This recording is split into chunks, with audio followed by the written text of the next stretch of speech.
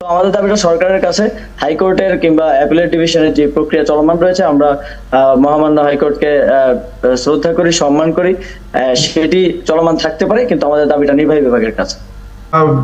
আমি খুবই sorry to say যে ভদ্রলোক কথা বলেন, আমি জানি না যে তিনি আন্দোলনের সাথে যুক্ত আছেন কিনা। আমার কাছে পুরোপুরি মনে হচ্ছে উনি আসলে কিছুই জানেন না, উনার কোনো রকমের ধারণা নাই। উনাকে টিভির সামনে বসে দেওয়া হয়েছে, উনার কোনো রায় সম্পর্কে ধারণা নাই, আদালত সম্পর্কে ধারণা নাই। শুরুই করলেন তিনি বাতিল হয়েছে যতটুকু আমি জানি না।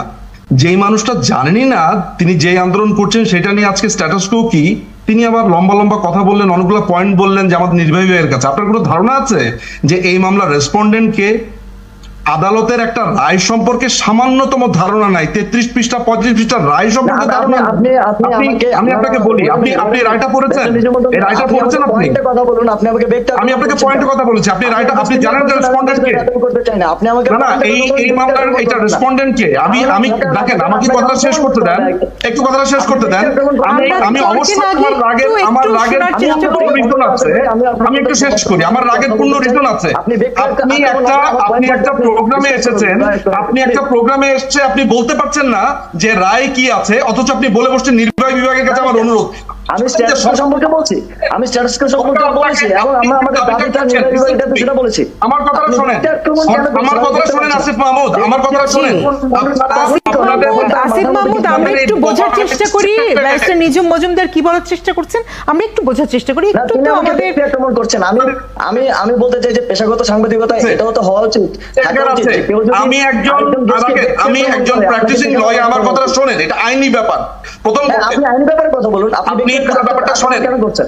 না আপনি শুনেন, আপনি আগে কথাটা শুনেন। এইটা রেসপন্ডেন্ট কে আপনি জানেন? এই মামলার রেসপন্ডেন্ট কে? জি, কিন্তু আসিফ মাহমুদ, এটা তো সত্যি কথা যে যে শুনানিতে এসেছে, যে সিদ্ধান্তটি এসেছে, আর একটু জেনে তো আসতে হবে, সেটিও তো একেবারে ভুল বলেনি। আমরা একটু ধৈর্য ধরে কথাটি শুনি উনি কি বলতে চাচ্ছেন, এবং ব্যক্তিগত আক্রমণ থেকে আমরা বিরত থাকি। ব্যারিস্টার নিজুম মজুমদার, আমি একটু মিস করে গেছি। আমি জাস্ট একটা যেই জায়গাতে কথাটা বলতে চাইছি যে এই পুরো মামলাটার রেসপন্ডেন্ট হচ্ছে গভর্নমেন্ট। অর্থাৎ গভর্নমেন্টই যারা আজকে আন্দোলন করছে তাদের পক্ষ হয়ে অ্যাটর্নি জেনারেল লড়াই করছে কোর্টের মধ্যে। অ্যাটর্নি জেনারেল এই যে লড়াইটা করলো, কিসের লড়াই করলো? অ্যাটর্নি জেনারেল লড়াই করেছে যাতে এই কোটার যে পরিপত্রটা জারি হয়েছে সেটা বহাল থাকে। অর্থাৎ 2018 সালে যেই দাবিতে আন্দোলন হয়েছে এবং যেটার পরিপ্রেক্ষিতে গভর্নমেন্ট তখন কোটাটা বাতিল করেছে, সেইটার জন্য লড়াই করছে রাষ্ট্র। রাষ্ট্র যেখানে আপনার রেসপন্ডেন্ট, রাষ্ট্র যেটাতে রেসপন্ডেন্ট। আমি কথাটা শেষ করি, আপনি আমাকে কথাটা বলতে দেন। আপনি যদি আমাকে কথা বলতে দেন তাহলে কি সমস্যা? কথা শেষ করি আমি। আমরা একটু কথাটি শুনি, আপনি আবারও বলবেন, আপনি আবারও বলবেন। আসিফ মাহমুদ, আপনি একটু ধৈর্য ধরে বসুন, আমরা একটু শুনি। আমাকে কথাটা শেষ করতে দেন। সেটা হচ্ছে যে এই পুরো মামলার রেসপন্ডেন্ট হচ্ছে গভর্নমেন্ট।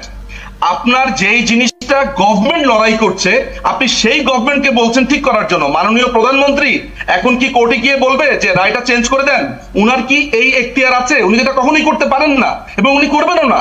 এইটা একটা আইনি লড়াই। আপনার যদি কিছু বলার থাকে তাহলে আপনি লয়ার নিয়োগ করেন, লয়ার নিয়োগ করে আপনি আপনার বক্তব্য দেন। আজকে মাননীয় প্রধান বিচারপতি ওবায়দুল হাসান পরিষ্কার ভাবে বলেছে যে আন্দোলনকারীরা যদি কথা বলতে চায় তাহলে আইনজীবীর মাধ্যমে তারা কথা বলতে পারেন। আপনারা এই কথাটা জানবেন না, 35 পাতার 60 পাতার 100 পাতার রায় পড়বেন না, আপনারা বলছেন যে নির্বাহী বিভাগের কাছে। নির্বাহী বিভাগ কাকে বলে আপনি জানেন? আমি এখন সরি টু সে আপনাকে নির্বাহী বিভাগের কাছে আপনি আবেদন কেন করছেন?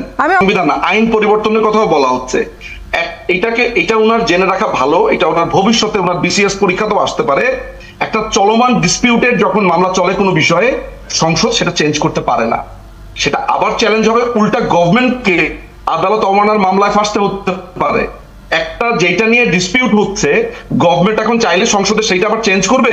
এটা নিয়ে ডিসপিউট হচ্ছে, এইটা যদি বাংলাদেশের মেধাবীদের অবস্থা হয় এবং একজন মেধাবী যদি মনে করেন যে একটা সাবজুডিস ম্যাটার সংসদ সদস্য কিংবা প্রধানমন্ত্রী ডিল করতে পারে, তা আপনার আন্দোলনের সাথে আমি একমত না, কিন্তু আপনি যে আন্দোলন করছেন সেইটা আমি মনে করি আপনার অধিকার।